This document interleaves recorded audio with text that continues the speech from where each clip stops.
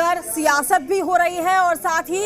यहाँ पर तमाम जो स्टेटमेंट है निकलकर सामने आ रहे हैं। एक दूसरे आपस में ही क्रेडिट लेने की होड़ से कहा जा सकता है कि वो मची हुई नजर आ रही है और यही वजह है कि तमाम जो पार्टियां हैं क्रेडिट लेने में पीछे नहीं दिखाई दे रही है। इसी कड़ी में आपको बता दें कि जब यहाँ पर केंद्रीय राज्य मंत्री बक्सर पहुंचते हैं मंत्री अश्विनी कुमार चौबे, तो उन्होंने कहा है कि गणना राज्य स्तर पर किया जाना है। बिहार में सबसे पहले हमारी ही पार्टी के विधायक ने विधानसभा में इस प्रस्ताव को लाया, जिसके बाद सभी की सहमति से अब इसके लिए रास्ता साफ हो गया है। हालांकि उन्होंने ये भी कहा है कि जातिगत गणना हो इसमें कोई दिक्कत नहीं, लेकिन बिहार और देश भर में जो घुसपैठिए घुसाए हैं उनको हम गिनती में शामिल नहीं कर सकते।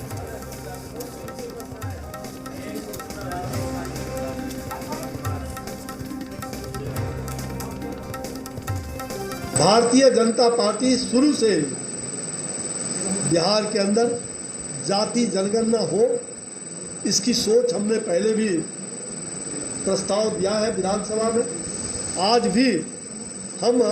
जो हमारी सरकार बिहार की कर रही है,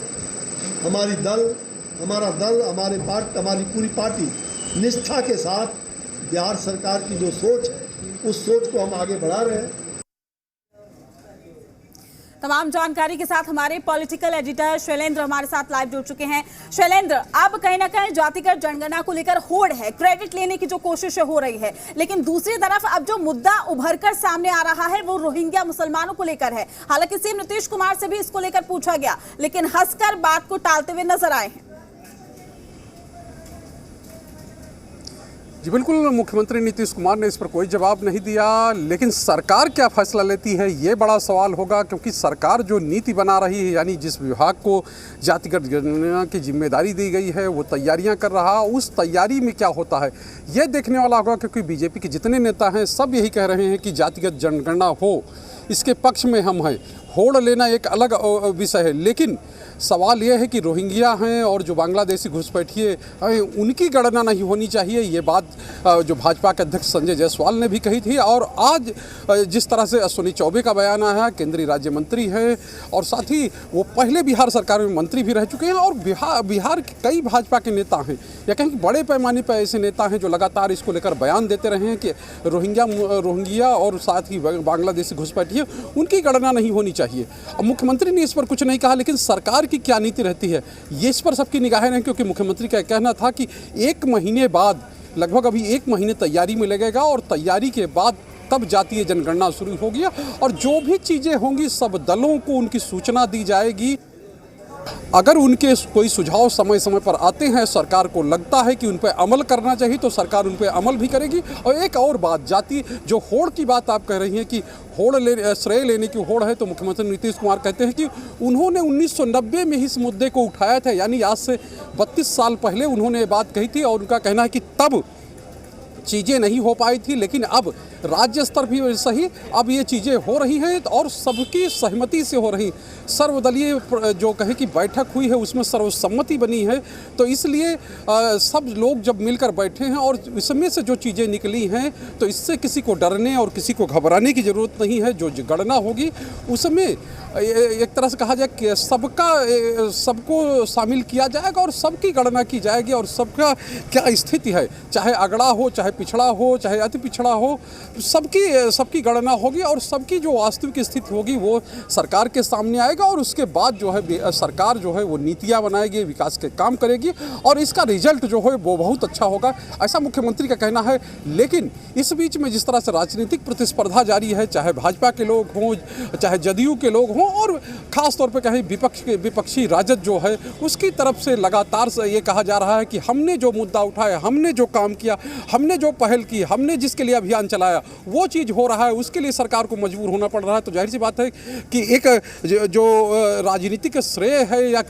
कि जनता के बीच में एक ये मैसेज देने की कोशिश है कि आखिर हमारे कहने पे ये चीज़ें हो रही हैं और जो आगे नीतियां बनाएंगी वो हमारी वजह से ही बनेंगी। यानी कि वोट लेने के लिए जो राजनीतिक दल हैं वो श्रेय लेना चाहते हैं, वो उसकी होड़ में लगे हुए हैं और यही वजह है कि सबकी तरफ से बयान आ रहे हैं। अश्विनी चौबे कह रहे हैं कि हमारी पार्टी के विधायक थे, उन्होंने पहली बार इस मुद्दे को उठाया का प्रस्ताव सदन में पेश किया था। तो ये सब चीज़ें इसी कड़ी का हिस्सा हैं। लेकिन अगर इसे इतर देखें तो मुख्यमंत्री साफ तौर पे कहते हैं, और जो मुख्यमंत्री की बात ये है कि जनगणना होगी, अच्छी जनगणना होगी और सबको लाभ देने वाली जनगणना ये होगी।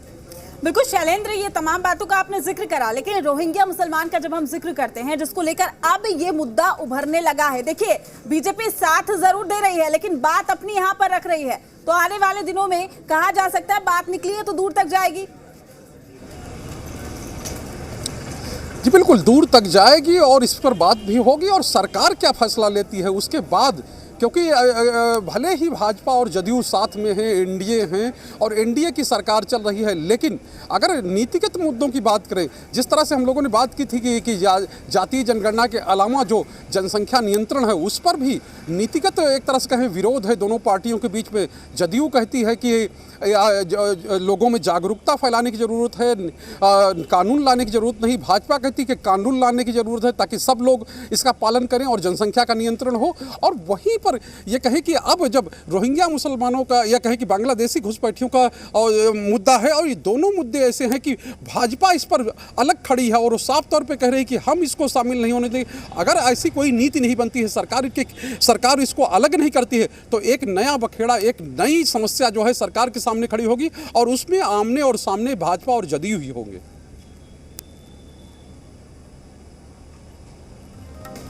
बिल्कुल बिल्कुल शैलेंद्र, तमाम जानकारी आपने साझा की उसके लिए आपका शुक्रिया। अपडेट हम आपसे लेते रहेंगे। तो आपको बता दें, जातिगत गणना पर सीएम नीतीश का बयान भी सामने आया है। राज्य में बहुत ही पुख्ता तरीके से जातिगत गणना होगी, लेकिन रोहिंग्या मुसलमानों का मुद्दा भी अब उभरता जा रहा है।